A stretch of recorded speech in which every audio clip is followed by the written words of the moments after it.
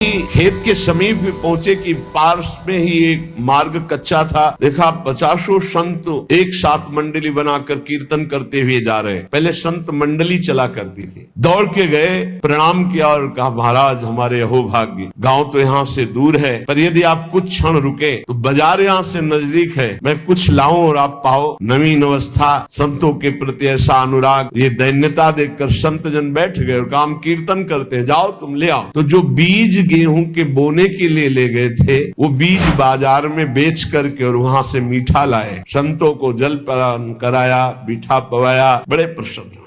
संत जन पाकर नाम कीर्तन जय जयकार करते हुए चले गए। अब इन्होंने कहा कि घर में माँ डांट लगाएगी अगर ये पता चल जाएगा। ऐसे ही खेत जोता, ऊपर से पाटा लगा दिया, मानो खेत बो गया। घर गए, खेत बो गया है, बहुत बढ़िया जगह बीज बो गया। अब खेत में तो एक दाना नहीं डाला था, इसलिए देखने ही नहीं गए। 20-25 दिन बाद पड़ोस का किसान आया, उसने कहा कौन सा आप उर्वरक लगाए थे आप अपने खेत में? ऐसा एकदम काला खेत पड़ा हुआ है, हरा एकदम। उनका काहे को विनोद करते हो, हमारे खेत में तो। उन्होंने कहा तुम्हें विश्वास नहीं, तुम चल के देख लो। तो इतना कह के वो पूरी बात नहीं बता पाए कि कर तुम अन्यथा कर तुम श्री भगवान है। हमने बीज को संतों के उदर में डाल दिया, तो कहीं ऐसा आश्चर्यजनक खेल तो भगवान ने नहीं कर दिया। तो देखा खेती बहुत अच्छी तरह से जगी हुई, एकदम हरी। हे भगवान, बिना बीज के खेत और सबसे जोर की फसल, उसकी रक्षा स्वयं श्री भगवान।